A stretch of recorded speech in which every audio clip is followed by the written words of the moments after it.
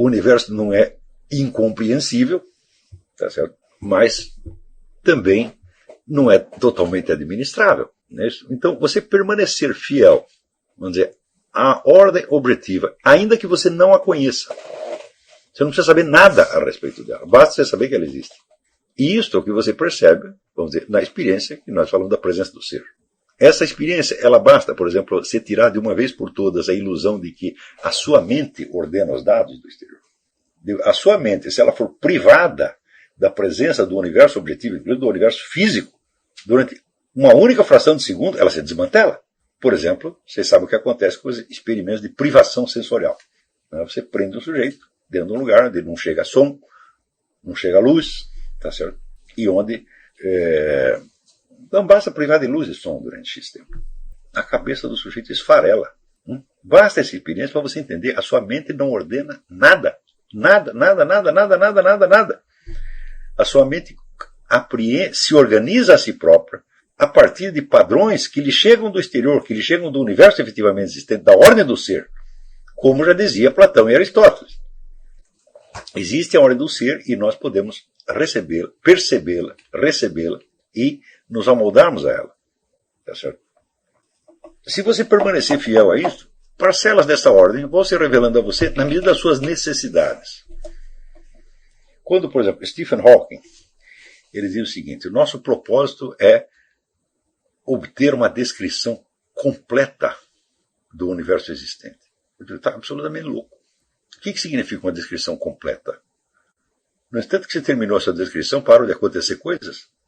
E se tiver alguma pergunta que você não lembrou de fazer? A capacidade de fazer perguntas vai acabar?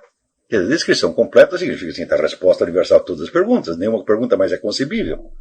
Ou seja, toda esta atividade dessa ideologia científica é baseada na ideia, vamos dizer, da descrição total, do conhecimento total e do controle total. Essa ideia é eminentemente psicótica. Ela não é realizável, mas ela é vendável aos seres humanos.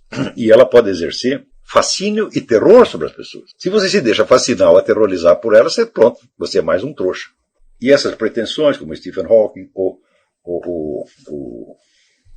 Richard Dawkins, por exemplo, Richard Dawkins diz o seguinte: essa mulher fez uma coletânea de textos assim, da teratologia científica monumental. Mas ele diz o seguinte, ele diz que, olha, agora que nós temos a biologia, sobretudo como praticada pelo Dawkins, nós não precisamos depender mais da superstição para responder perguntas como, por exemplo, qual é a finalidade da existência, o que nós estamos fazendo aqui. Ou seja, a biologia nos promete responder todas essas coisas. Agora, pergunto para um biólogo, por que existem as pedras? Eu não creio que isso dependa da biologia. Mas, quer dizer, essa pretensão da explicação de tudo, ela em si mesma é psicótica. E ela prova, vamos dizer, um nível de ignorância das questões elementares, mas tão imensamente grande, que isso é claro que é uma forma nova de barbarismo. Né? Quer dizer, o indivíduo que não entenda, vamos dizer, que a ignorância com relação a partes imensas da realidade faz parte da estrutura da realidade, ele não entendeu nada. Veja, o homem é um ser finito, ele dura um certo tempo. Vamos dizer, para ele obter um conhecimento de tudo, ele precisaria ter uma vida infinita, evidentemente. Porque o que significa, assim, você ter um conhecimento total durante uma fração de segundo? Significa não ter conhecimento nenhum. Eu tive uma visão do todo, e depois eu esqueci. Que o que todo é esse? O todo que durou só aquela fração de segundo, portanto ele é só uma fração. Ou seja, não é compatível com a estrutura da existência humana, a descrição total da ordem cósmica. Não é compatível. A ordem cósmica existe e ela se revela para nós alguns aspectos conforme a nossa necessidade e conforme a conjuntura do momento. Quer dizer, você entrevê, você tem alguns clarões que mostram o que? O todo? Não. Aquilo que você está precisando saber no momento. E isso é tudo o que nós podemos aspirar. Ora, isso significa que a verdadeira relação do ser humano com a ordem universal tem que ser, vamos dizer, uma relação de confiança e paciência e modéstia. Isso é tudo o que é possível fazer. Mas isso aí, Sócrates, Platão, já sabiam. Como é que esses caras puderam esquecer? E essas pessoas que não são capazes sequer, como Dawkins, por exemplo. Dawkins não é capaz de ler um livro de Santo Tomás de Aquino. Eu já asseguro para vocês, ele não é capaz de acompanhar o raciocínio de Santo Tomás de Aquino ao longo da Suma Teológica. Não é capaz. Como é que um sujeito desse aparece com a ideia de que ele agora vai ter todas as explicações sobre a finalidade da vida, etc, etc. Significa que nós descemos a um nível de barbarismo que há apenas alguns anos era absolutamente inaceitável. exceto, vamos dizer, na Inglaterra, no período marxistizante. Ali os caras aceitavam isso. Mas se você dissesse essas coisas em outro lugar, todo mundo ia saber que você é um idiota. Porque nem os escritores de ficção científica tinham essa pretensão. O livro chama-se Science as Salvation, Mary Midgley. Isso aqui é uma pequena joia, tá certo? Para você lembrar que, para além de todo o blá blá blá de Richard Dawkins e Stephen Hawking, peraí, existe o universo objetivo, existe a presença do ser. Ela não é substancialmente diferente daquilo que Sócrates ou Platão viu, ou Lao Tse viu. Tá certo? E é esta presença objetiva, esta presença do ser, não se confunde com a presença de um universo físico, material. Mas ele inclui esse universo material. Tá certo? Graça Salgueiro. Não sei porque esse assunto entrou na pauta dos jornais agora, porque quando eu estava concluindo meu curso de psicologia em 1979, isso só se falava no Brasil e pouco depois tornou-se lei. Vários hospitais psiquiátricos foram fechados, como o histórico Hospital da Tamarineira, aqui no Recife. E se não estou enganado, a Casa das Palmeiras e o Pinel no Rio. De onde esses dementes enterraram esse assunto como se fosse novidade? É que agora tem um novo projeto que está regulamentando a coisa. Tá certo? Parece que esse projeto não é tão radical quanto a primeira proposta, parece que até atenua a coisa em certos momentos, mas, vamos dizer, em si, ninguém vai entender essa proposta da antipsiquiatria se achar que isso tem algo a ver com doença mental.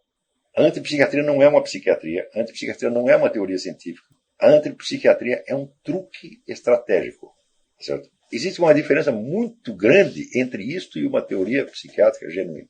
Por exemplo, existe aqui nos Estados Unidos um médico que de comunista não tem nada, um grande psiquiatra, chamado Dr. Thomas Szasz. Eu não sei se parece que é Chas que se pronuncia. Escreve-se S-Z-A-S-Z. O Dr. Thomas Szasz acha que doença mental não existe, que ela é só uma figura de linguagem. Tá certo? Então, ele também é contra a internação, mas ele é contra a psiquiatria inteira. Tá certo? E é o seguinte, ele não tem nenhum propósito estratégico, ele é um sujeito até conservador. Né? Na verdade, ele é um libertário. Para mim, os libertários são todos malucos, mas de vez em quando eles são originais, falam umas coisas interessantes. O doutor Thomas Szasz, que é uma pessoa muito simpática e muito honesto. Ele defende coisas parecidas com a antipsiquiatria. E ele acha até que, ele falava isso antes da antipsiquiatria, ele acha que a antipsiquiatria atrapalhou tudo que ele estava tentando fazer. Tá certo? Ou seja, ele é mais radical do que a antipsiquiatria.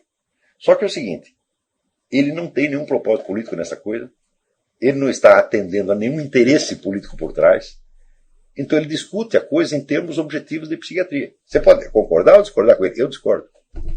Eu acho que doença mental é uma coisa perfeitamente objetiva. Né?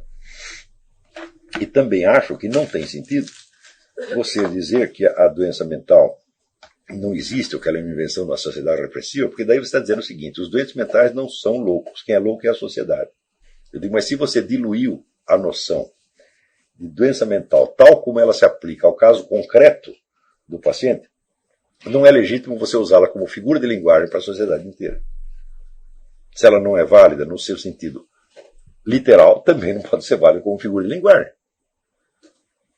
Então, se não existe louco, também a sociedade não é louca. Se ninguém é louco, então você não pode dizer que nenhuma sociedade é louca, nem a sociedade azteca, que faz aqueles sacrifícios humanos. Nem a sociedade nazista você pode dizer que é louca. Se não existe loucura, nada é loucura. Tá certo? Então, eu acho que a diluição da noção de doença mental é errada. Mas eu sei o seguinte, o Dr. Thomas Szasz, ele argumenta em termos que são científicos e admite uma discussão científica. Agora, a antipsiquiatria não. Por quê? Você veja, quanto tempo decorreu entre o surgimento da antipsiquiatria e o fechamento dos hospitais na Itália? Pouquíssimos anos. Quer dizer, você mal acabou de inventar uma teoria e ela já se transforma em lei? Antes de ser discutida cientificamente, então, claro que isso é movimento político. Claro que isso não tem nada a ver com ciência. Né? Você imagina o seguinte, que eu, vamos dizer, de repente inventasse um tratamento para alguma coisa, inventasse um remédio, e no dia seguinte esse remédio é obrigatório antes de ter sido testado. Foi isso que fez a antipsiquiatria. Então, quer dizer, o jeito que faz isso, é claro que o objetivo dele não é médico, nem psiquiatra, nem coisa nenhuma. Isso é jogo de poder político, só. Quando dizer que tivesse, a partir do surgimento da antipsiquiatria, tivesse 50 anos de discussões e testes, etc., etc., um monte de trabalhos científicos a favor, um monte de trabalho científico contra, etc., e daí, no fim, chega à conclusão, o negócio funciona e então tem que ser lei. Bom, aí é possível. Mas você mal inventou a moda e no dia seguinte ela vira lei, então o objetivo não era psiquiátrico, o objetivo era fazer a lei. Quer dizer, na hora que ela virou lei, tão logo depois de ser apresentada como hipótese, mal acabou de ser formulada como hipótese, já virou lei. Então é claro que o objetivo dela era transformar-se em lei. E não provar cientificamente o que quer que seja. Então, olha, esses caras da antipsiquiatria são monstros criminosos, são responsáveis por infinitos males que se espalharam pelo planeta. Olha, banditismo, delinquência, criminalidade, droga, tudo isso aí, esses caras têm, pesa. Tá certo? Na conta desses canalhas, Ronald Lang, David Cooper, Franco Basaglia, todos esses caras são comunistas, tá certo? Que só o que querem é atribuir aos outros os crimes que eles mesmos estão fazendo. Porque nunca abriram a boca para falar do que está acontecendo na União Soviética. E você pega um simples hospital psiquiátrico, por exemplo, onde acontece um caso como esse do filme do Clint Eastwood, né? E porque uma vez a polícia deu lá um laudo falsificado para internar uma pessoa que interessava a eles internar, você diz que esta estrutura do funcionamento do sistema psiquiátrico aqui, né? Quer dizer, você está pegando, vamos dizer, uma exceção, como se fosse a regra, a norma, e no lugar onde a coisa é norma e regra constante, durante 50 anos você não abre a boca. Ao contrário, você está trabalhando para eles. O que é isto, minha gente? Então você falou de antipsiquiatria, tapa na cara. Tá? Tapa na cara.